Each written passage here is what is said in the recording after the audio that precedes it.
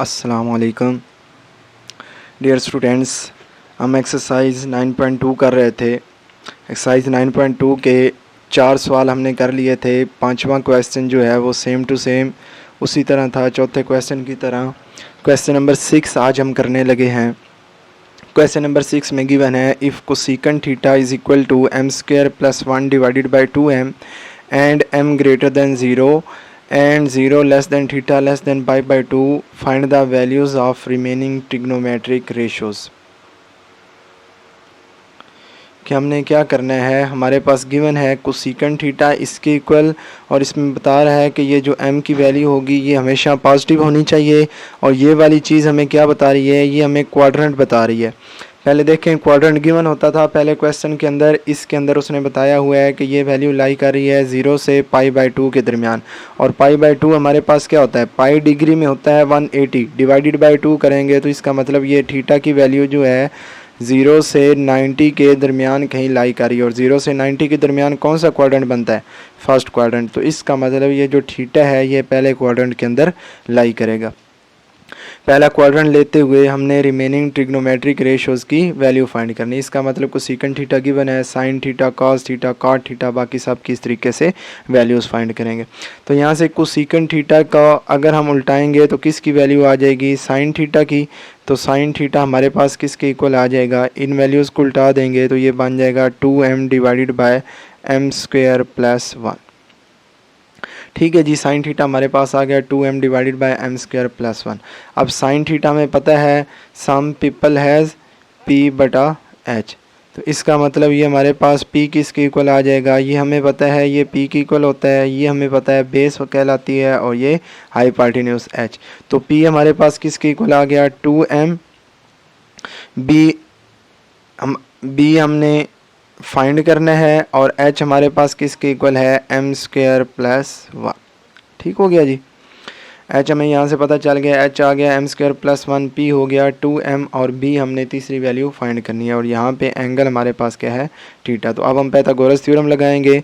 Bye Pythagoras theorem,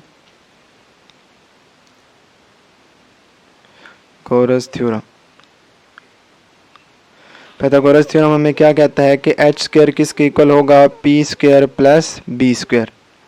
H की जगह H की वैल्यू लगा देते हैं, तो यहाँ से हमारे पास क्या आ जाएगा, एच आ जाएगा एम स्क्वायर प्लस 1, और एच का स्क्वायर है तो एम स्क्वायर प्लस 1 का square which is equal to P हमारे पास किसके बराबर है 2m इसका स्क्वायर प्लस बी स्क्वायर। ठीक हो गया, बी स्क्वायर हमने फाइंड करना है। ए प्लस बी का होल स्क्वायर, तो इसे होल स्क्वायर के फार्मूले से ओपन करेंगे। ए स्क्वायर, ए की जगह पे एम स्क्वायर आ रहा है तो एम स्क्वायर का square plus B square 1 square plus 2ab, m square और बी की जगह पे आ जाएगा 1 इज इक्वल टू 2 का स्क्वायर लेंगे 4m का square M square plus B square. तो यहाँ से हमारे पास किसके इक्वल आ गया, ए स्क्वायर प्लस बी स्क्वायर plus 2ab is equal to 2 का square 4m square plus B square. तो यहाँ से इसे ऐसे ही रहने देते हैं, एम स्क्वायर का स्क्वायर प्लस 1 स्क्वायर, इसे सिंप्लीफाई करेंगे तो ये हो जाएगा 2m स्क्वायर, और ये जमा का 4m स्क्वायर इधर आके minus 4m square which is equal to B square. अब हम इसे सिंप्लीफाई करते हैं तो ये हमारे पास क्या बन जाएगा, यहाँ से देखें जी 4m स्क्वायर में से 2m स्क्वायर निकल जाएगा, तो ये बन जाएगा m स्क्वायर का square plus 1 square minus 2m square, 4 में से minus 4 plus 2 2m square minus 2m square which is equal to B square. अब यहाँ पे अगर नोट करें A square plus B square minus 2ab, तो ये हमारे पास फार्मूला क्लोज हो रहा है किसका, ए माइनस बी का होल स्क्वायर। ठीक है जी, अगर इसको ओपन करेंगे तो ये ही वैल्यू बन जाएगी। ये देखें ए की स्क्वायर की जगह एम स्क्वायर आ रहा है प्लस बी माइनस 2ab, तो ये हो जाएगा ए माइनस बी का whole square which is equal to B square. अब बी की कीमत निकालने के लिए दोनों तरफ स्क्वायर रूट हम लेंगे, तो स्क्वायर रूट लेने से ये हमारे पास क्या आ जाएगा, m square minus 1 which is equal to B. दोनों साइड पे स्क्वायर रूट लिया, ये स्क्वायर रूट से कैंसिल हो जाएगा, ये भी स्क्वायर रूट से कैंसिल हो जाएगा, तो हमारा आंसर क्या आ जाएगा, B is equal to m square minus 1। तो यहाँ पे b हमारे पास किसके इक्वल आ जाएगा, m स्क्वायर माइनस 1 के। तो अब हम इन वैल्यूज़ को यूज़ करते हुए बाकी रिमेनिंग ट्रिग्नोमेट्रिक रेशियोज़ निकाल लेते हैं।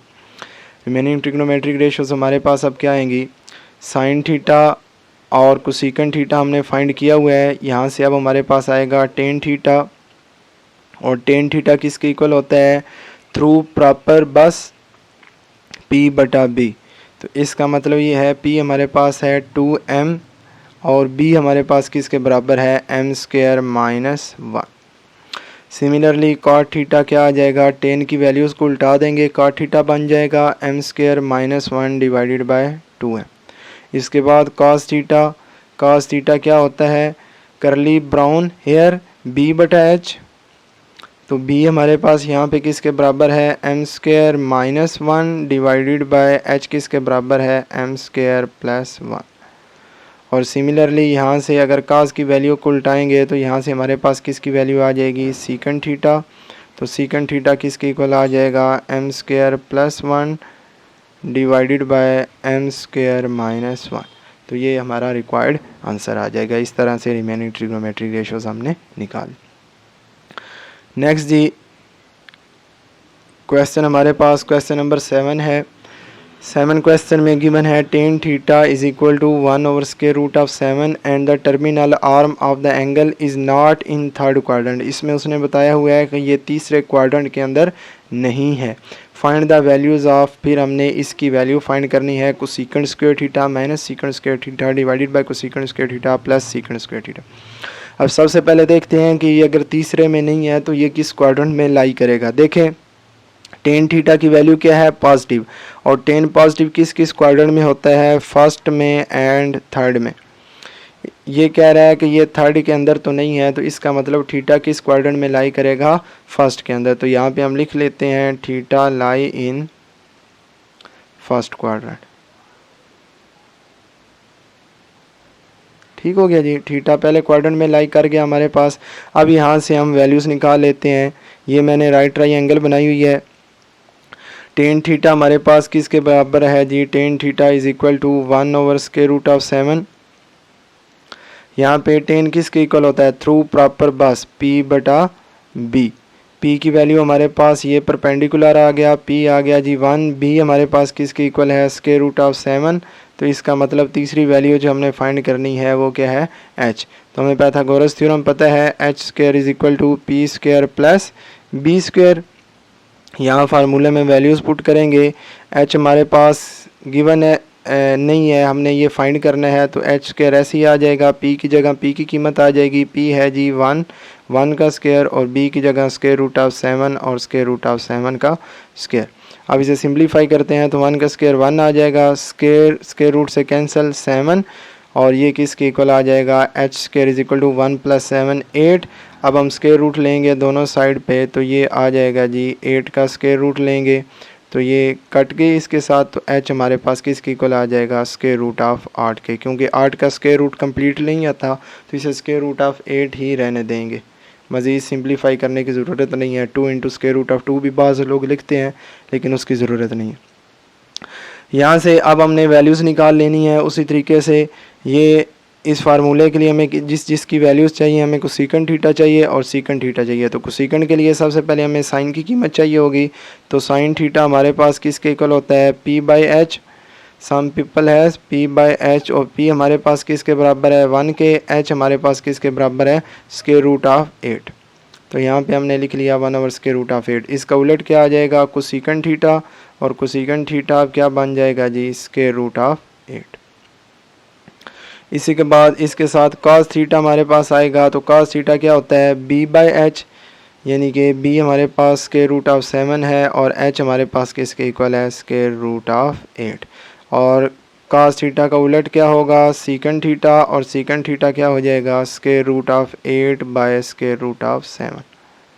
ठीक हो गया जी, ये सारी वैल्यूज़ हमने निकाल ली। अब हमने इस फार्मूले की वैल्यू फाइंड करनी है, तो ये फार्मूला लिखते हैं।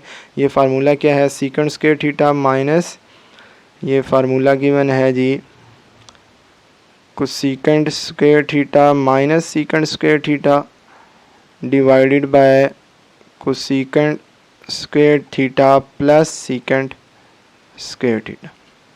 अब यहाँ पे इस फार्मूले में कोसेकेंट की जगह कोसेकेंट की कीमत पुट करेंगे, जो कि कोसेकेंट थीटा की कीमत आई हुई है किसके इक्वल है, स्क्वायर रूट ऑफ 8 के।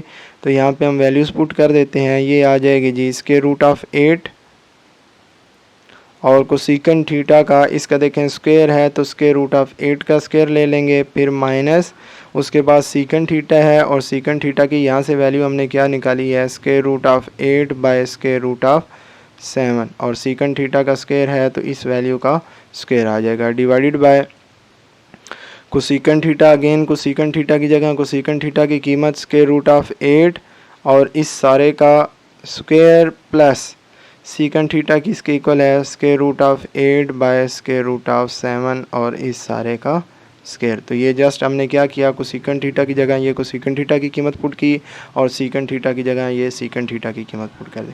अब इसे सिंप्लीफाई कर देते हैं, स्क्वायर स्क्वायर रूट से कैंसिल हो जाएगा, 8 माइनस ये इससे कैंसिल 8 बाय 7 डिवाइडेड बाय और ये आ जाएगा 8 प्लस 8 बाय 7। ठीक है जी, ये सारे स्क्वायर स्क्वायर रूट से कैंसिल हो जाएंगे तो हमारा रिक्वायर्ड जो आंसर आ जाएगा वो ये वाला बन जाएगा। अब यहाँ से एलसीएम लेते हैं तो एलसीएम हमारे पास क्या आता है, 756 माइनस 8 और सिमिलरली नीचे वाले का भी 7 आएगा और ये 56 56 प्लस 8। यहाँ से हम इसे सिंप्लीफाई करेंगे तो हमारा रिक्वायर्ड आंसर क्या बन जाएगा, 56 में से 8 जाएगा तो ये आ गया जी 56 में से 8 निकालेंगे 48, ये 7 के साथ कैंसिल हो जाएगा और ये बन जाएगा 56 और 8 64। अब इसे मज़ीद डिवाइड करेंगे 4 पे, 4 1 ज़ार 4 4 2 ज़ार 8 और ये 4 1 ज़ार 4 6 ज़ार 4 3 ज़ार 8 और 4 4 ज़ार 16। तो हमारे पास आंसर क्या आ गया है, 3/4। तो ये हमारा रिक्वायर्ड आंसर आ जाएगा। उम्मीद है जी आप लोगों को समझ आ गई होगी। इससे आगे वाला जो पार्ट है क्वेश्चन नंबर